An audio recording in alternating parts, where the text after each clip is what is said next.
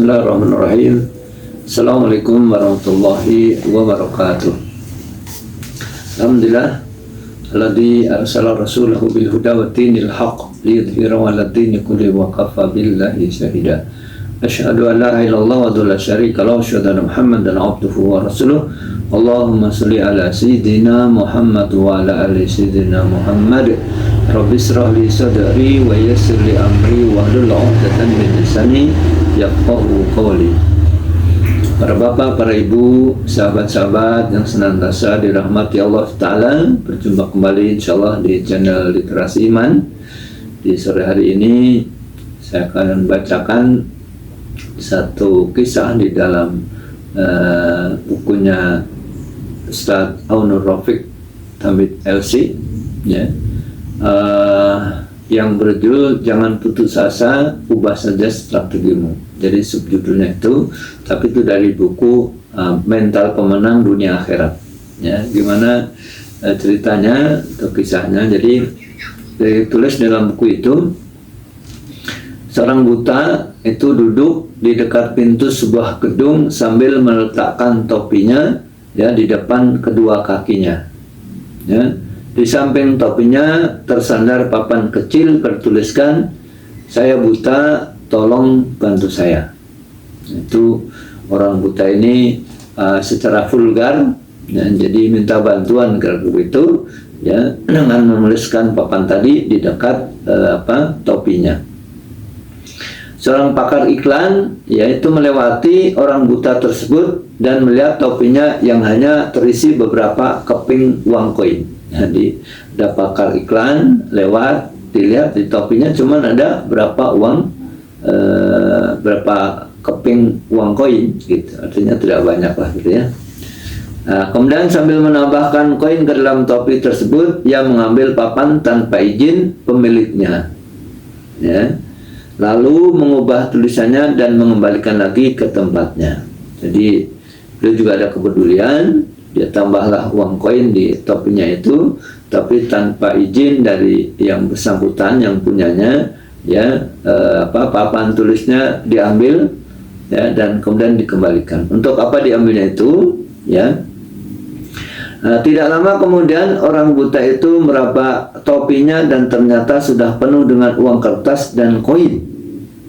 Ya, tadinya mungkin diraba cuman berapa uang koin, ya, sesudah diambil pakar iklan tadi, dibalikin lagi ke situ, ya, papan namanya itu, tentu topinya nggak diambil. Ya, kok jumlah uangnya sudah banyak, baik uang kertas ataupun uang koin, ya. Nah, kemudian ia mengetahui telah terjadi suatu perubahan dan ia menyadari bahwa orang tadi telah mengubah sesuatu pada papan tulisannya. Lalu ia bertanya kepada salah seorang yang lewat tentang tulisan yang ada di papan. Kan tadi dia tulisnya, "Saya buta, tolong bantu saya." Nah, tapi dia curiga karena sudah banyak uang koin di topinya, ya, kayaknya ada sesuatu yang dirubah oleh seseorang. Maka dia bertanya kepada salah seorang yang lewat tentang tulisan yang ada pada papan itu. Dan ternyata tulisannya diubah dengan kalimat, ya, "Kita sedang berada di musim semi, tetapi saya tidak bisa melihat keindahannya." Ya, saya ulang, jadi tulisannya dirubah, yang tadinya "Saya buta, tolong bantu saya," kalimat vulgar itu, tapi kemudian diganti tulisnya oleh pakar iklan tadi, "Kita sedang berada di musim semi, tetapi saya tidak bisa melihat keindahannya." Jadi bagi orang buta tentu mau musim semi, mau musim gugur, ya, mau musim dingin, mau musim panas, nggak ngaruh, artinya secara penglihatan.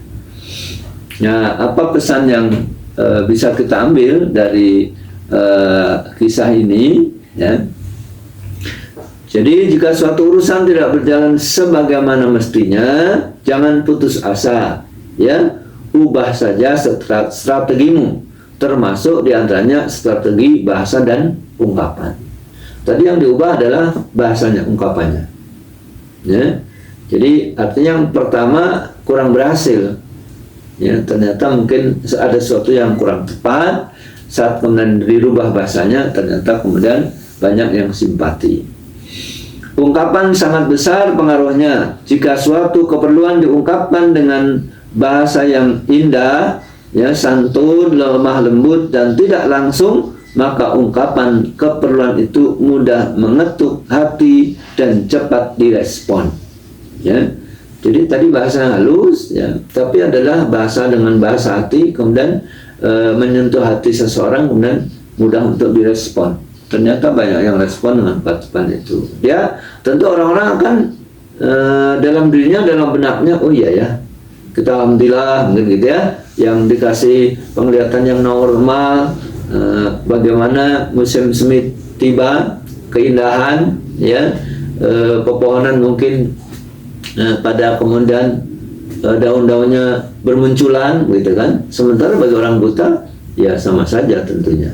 Nah, perasaan itu kemudian terbawa, kasihan mungkin, sementara orang yang normal bisa menikmati keindahan itu, sementara buat dia tentu itu tidak berpengaruh. Tapi kemudian simpatinya diwujudkan dalam bentuk kemudian membantunya, ya, dengan apa yang bisa diperbantukan dengan uang tadi, kertas ataupun koin, ya. Jadi bagaimana itu kemudian bisa mudah mengetuk hati dan cepat direspon. Tetapi jika diungkapkan dengan bahasa yang terlalu vulgar, mendesak dan kasar, maka kemungkinan besar tidak menarik hati. Ya. Jadi bahasanya yang pertama terlalu vulgar, kasar, dan kemudian tidak menyentuh hati, tidak menarik hati seseorang. Nabi SAW bersabda, ya, Nabi Muhammad SAW bersabda, nah, sesungguhnya lemah lembut tidak ada pada suatu melainkan pasti membuatnya indah, dan tidak dicabut dari suatu melainkan pasti membuatnya jadi buruk.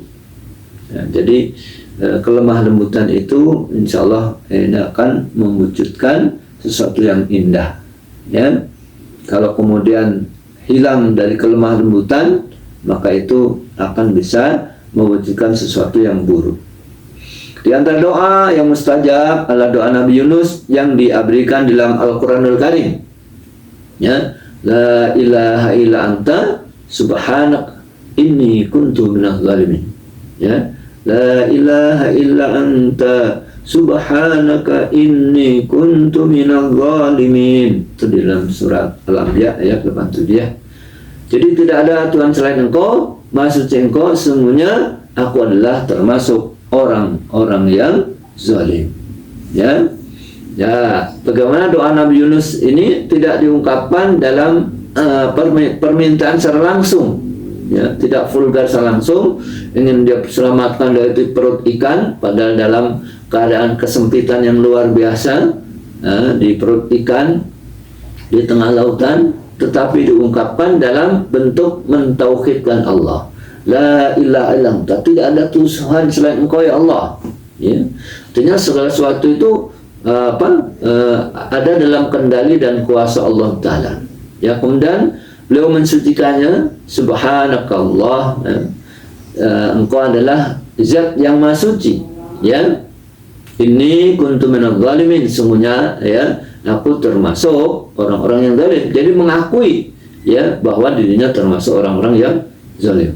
Jadi bahasa yang merendah diri di hadapan Allah Ta'ala, bahasa yang indah di hadapan Allah Ta'ala, kemudian doanya pun dikabulkan dan menjadi doa yang mustajab bagi siapa saja orang yang beriman, yang beriman dengan doa tersebut.